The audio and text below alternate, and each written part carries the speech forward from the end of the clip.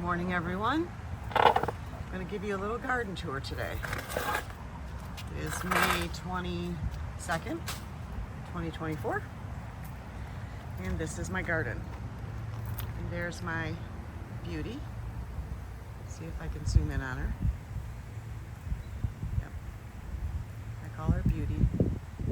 She is my wren friend. Okay, let's go back to normal. Okay. So, first thing we have over here is oregano. I harvested this on a previous video, or I prepared it on a previous video. You can see it's come in quite well. I do have a couple of weeds growing in there I need to get out. This was planted a few years ago, and I don't do anything to it except harvest it because it just grows prolifically and easily. Over here I started my tomatoes. Oh, Beauty's back, she's watching me. Here are the tomatoes. As you can see, they're starting to get big. Let's see if I can zoom back a little bit. Okay, I'm sorry if there's wind noise. I'm trying to use my Bluetooth earbuds. I haven't gotten a dedicated microphone yet for this. But these are the Mountain Princess tomatoes. They're a determinate variety. You can see they're starting to get some flowers up here. So that is a very good sign. They seem to be doing really well. Oh, here's a really good flower. And then I have some lemon basil starting over here, which, because it's been so hot off and on, it started to flower already, and it's not even full grown. So I had to pinch that off to keep that from going to seed. There's a calendula plant getting ready to bud, another few calendula plants. I take the calendula and I make lotion out of it and lip balm out of the oil. And then here we have another lemon basil. Over here I have started some squash and grow bags, and I'm seeing this for the first time with you. I actually have some butternut squash coming up. And of course these are a few weeds I need to get out of here. But yeah, so that's exciting. I've never grown butternut squash before. I did a little makeshift trellis here against the fence with cattle panels and T-posts.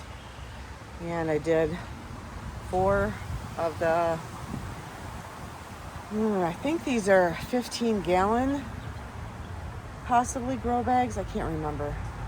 But you can see I've got a couple of butternut squash coming up in each one. That one looks like I can't tell if there's 1 or 2 in there. And there's 3 in that last one. So that is encouraging. I have some problems with other squash. Here is a golden pippin squash, which I've never grown before either. It's a winter squash, a little acorn variety. I got really excited about it. So I grew several from start, and not a single one survived. So these are all planted by seed. That one has come up, the others have not yet. That might be the only one I get. I guess we'll wait and see. The saga with that continues, as over here you can see originally I put in zucchini plants. Let's see if I can get my shadow out of there, sorry.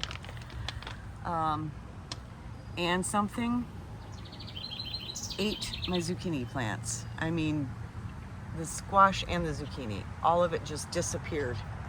literally disappeared overnight. I had it covered with netting to try to prevent any squash vine borers. I don't know if they came up underneath the soil, if something else came up underneath, but these are raised beds, and obviously these are my older raised beds. They've been here for 4 to 5 years, so they have to get replaced next year. We just repaired them for this year because we did a lot of other garden renovation that we simply just had to spread it out a little bit. These are my potatoes, which you can see are doing quite well. There's diatomaceous earth on them right now to get rid of potato bugs. I've only found a few potato bugs, but I'm taking some preemptive measures for that. And then underneath the trellis here, I've planted pole beans, but I just planted them yesterday, so they're not going to be coming up yet. I think I did, let's see, what did I do? I did the rattlesnake pole beans from MI Gardener. MI Gardener is my favorite seed place to go. Here is my beautiful new raised beds that my husband made for me. They are tall raised beds. They're very tall. This one comes up about halfway up my abdomen, or just below my chest. I can't remember the measurements, or I would tell you. You can see I'm starting to get some peppers. There. Peppers there. I got 3 peppers on this plant already. Because that's a purple beauty, I believe. Purple beauty bell.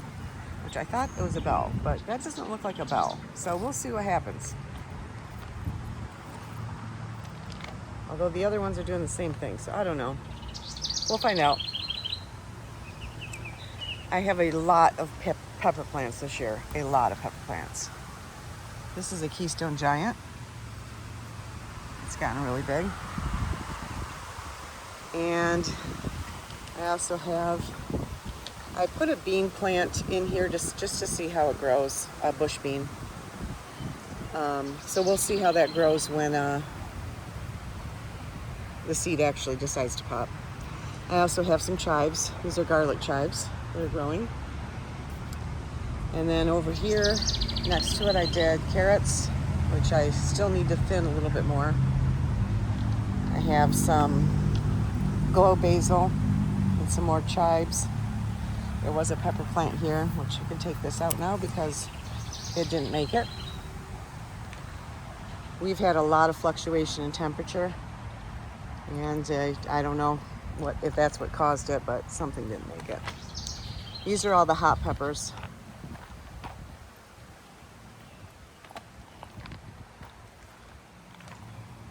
I have jalapenos.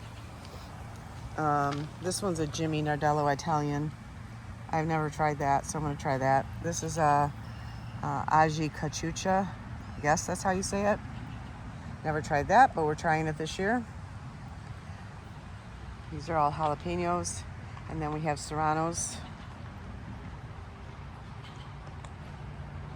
And then these are all bell peppers.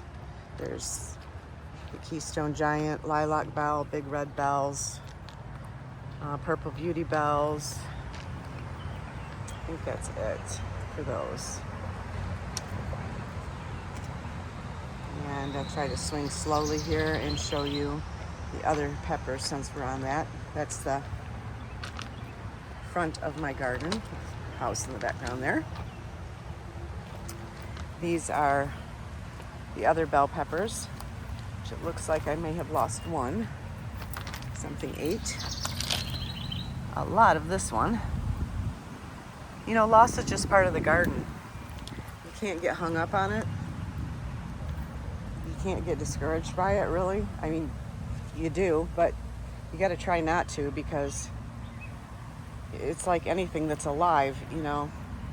You've got to keep it alive, and sometimes it just doesn't work. So that's okay. I've got lots of bell peppers to take its place. This is my thyme, which is starting to flower already. I'm starting to do a little bit more herbs, and this actually overwintered beautifully this year. Here in Michigan, Zone 6B, that usually does not happen. Oh, wow, I wish you could smell this. It smells so good. I've been making this into some tea, and thyme is really, really good for your respiratory. I had a bad cold a couple weeks ago, and my allergies have been really, really rough this season, and it seems to have helped quite a bit. And it actually tastes really good, especially I mix it with some mint, and I like the flavor. Speaking of mint, over here I'm growing some chocolate mint and spearmint, some calendula that has just now got a bloom. Let's see if I can get the bloom in here. There's the bloom. Sorry about my shadows, I'm not paying attention. This is lemon balm, which also makes a fantastic tea and is super, super good for you. It's very good for anxiety and depression. And I've recently been trying it because I suffer from anxiety quite a lot. And it does seem to calm me after I drink some. Kind of like caffeine peps you up, lemon balm calms you down. So, I don't know, I might make that a 3 times a day habit. We'll see. And then this is chocolate mint, which I've never grown before or tried. I just thought I love the smell of it. The smell is fantastic. And mint you want to keep in a container because it spreads. Unless you want it to take over the entire bed, and it will come back year after year. So you might want to keep it in a container if you decide to grow some mint of any kind. And that includes lemon balm, which is in the mint family. And this looks like an empty bed for the most part, but I just planted all of my bush beans in it.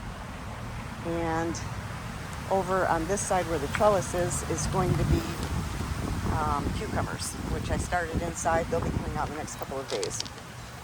They're getting hardened off. And then this is lemon thyme, which also has just a wonderful aroma and very good for you. Same thing with this one, more bush beans, and then the cucumbers will be on this side of the trellis as well. I'm hoping this year I do well with cucumbers. I'm trying a couple of new things to keep the plants healthy. Trying to be a little more diligent. Last year was a very bad cucumber year. So this is the second or third or fourth, however you want to look at it, tall raised bed that my husband built for me. I just love the metal incorporated in there, and I love it being tall that I don't have to bend to harvest these things that I harvest quite often and don't get very tall. And please excuse the weeds because it's always weed season. I've got some beets growing, which I didn't think I was going to get, but they seem to be growing pretty well.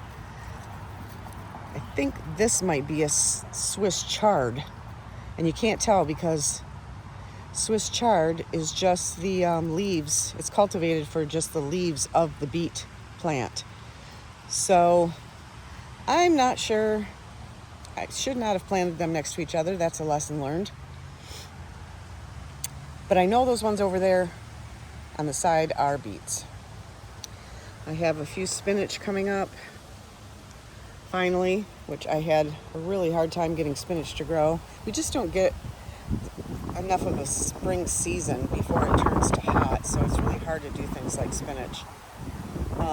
Swiss chard is doing fantastic. I've already harvested this once, and it's just gotten really big. And then I've got some arugula mixed in here. I tried an experiment this year doing square foot gardening,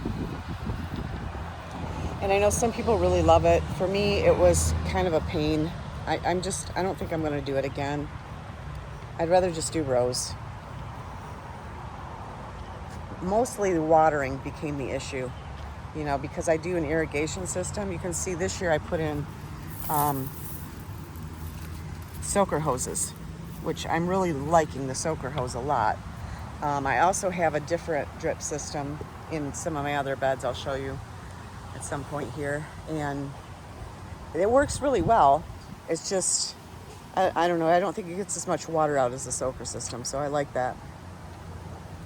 Some more Swiss chard and arugula mixed in there. And then these are a new tomato variety I'm trying. These are a dwarf tomato, I believe. It's called Orange Hat. You can see I'm getting little blossoms on them. And there's just a little cherry tomato. So they don't get any, I don't think the plant's going to get any bigger than this. And you can see my hand, how tall this thing is. There's my hand on the ground with my thumb and my fingers spread. So they don't get much bigger than that. That might be as big as it gets. And it's supposed to produce quite a lot of cherry tomatoes for its size. We love to eat cherry tomatoes. I hate growing cherry tomatoes. You have to be so on top of them, or they split. They are prolific. They're wonderful that way. And they also grow very tall. And there's only so many things I want to trellis. So I just decided this year I wasn't going to do them for the first time. But then I found these ones and I'm like, okay, I'll try these. There's some sweet basil. And then I bought that as a plant. That's why that's bigger. And then that's glow basil.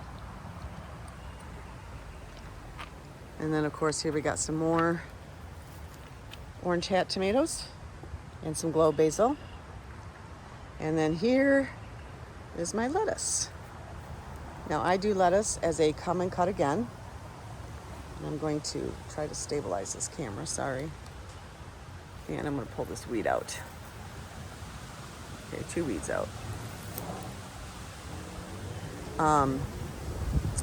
So I come in and I just cut it down to where it's about, I won't cut this variety probably yet at all, because it's only, you can see it's only, you know, finger high up to my knuckle of my hand. So that's about the length you want to leave the lettuce at. But this back here is longer, so I could do that, but I'll probably wait a week or so for that. This one's ready. This is this one. Let me see what this is. I don't know where my marker's at. It got buried in this. Oh, there it is. It's red romaine. So that's pretty much ready to go. I had planted a couple of varieties that were older here and they didn't come up. So I put in some bush bean plants. So we'll see how those do, if those come up and if they get too tall for this bed, which is possible because this bed is a bit taller than my other one. And then some more lettuce that's ready to be harvested. This was a salad bowl mix from M.I. Gardener. I think I got it as like a free bonus pack he sent me. By the way, you should get your seeds from M.I. Gardener and their plants. They are just fantastic there. I have been watching Luke Marion's channel on M.I. Gardener for years now, and he is directly responsible in good part for me being able to garden. I had zero confidence before I started watching him. So shout out to him. I put in a couple more bush plants there that where seed didn't take off because it was old seed. So I was kind of just waiting to see if it would work, and it didn't. And then this is Merlot lettuce. So you can see, like, I'm going to see if I can show you a difference between, I don't know if you can tell the height difference. Maybe if I move up, probably not. There's probably about a 6-inch to 8-inch difference between these two tall raised beds. So mainly just so I could not have it too high. I can't reach whatever comes up. But that is the vegetable garden in a nutshell. I did not do any fruit this year out here. I have in the past every year done cantaloupe, or the first year I did strawberries. Strawberries got out of hand and I didn't know what I was doing. Oh, I also have gutters installed here, you can see. On the side, let me go outside the garden here. Outside here and I can show you. So So here I have gutters installed on the outside. They're just rain gutters that we fill with soil, which right now they have a lot of that purslane growing wild in it, which I don't know if you know, but this is what purslane is. You'll see it growing in sidewalks. You'll see it growing everywhere. I actually grew it on purpose one year, regretted that, because it's got very, very good benefits for you. It's very good for you. And just throw it in salads. But I just didn't, I don't know, I thought it was bland and it grows too fast and it just wasn't worth it. So I gotta go through and weed these out.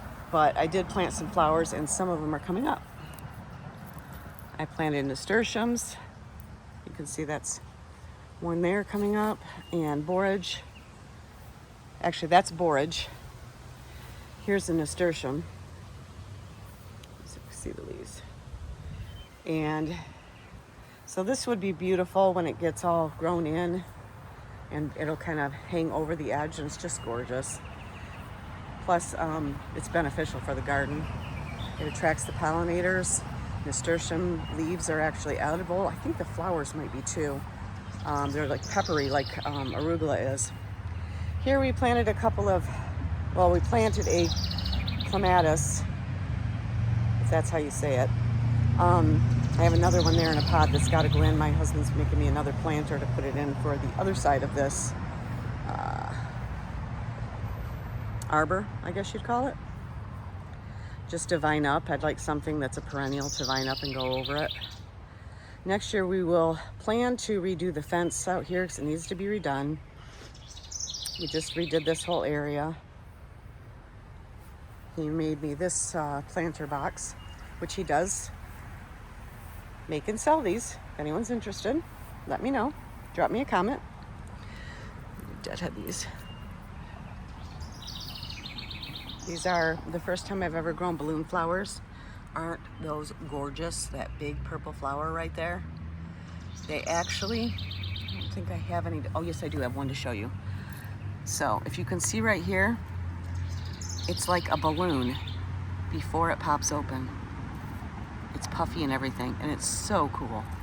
And then when it opens, it creates this beautiful purple star with a white little, whatever that's called, in the middle. I'm not good at that kind of stuff, I'm sorry. Well, it looks like I've got another borage coming up. Sometimes these do really well, and sometimes I have to supplement with some other flowers.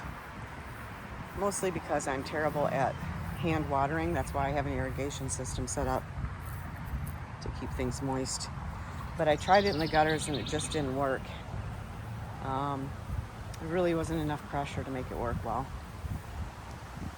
So there's my garden again. Not perfect, but it's useful and I love it.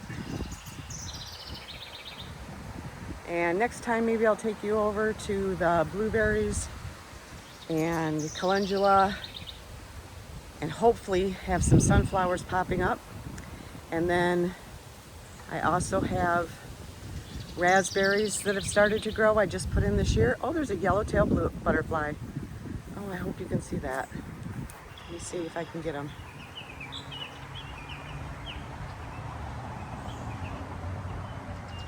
That's encouraging.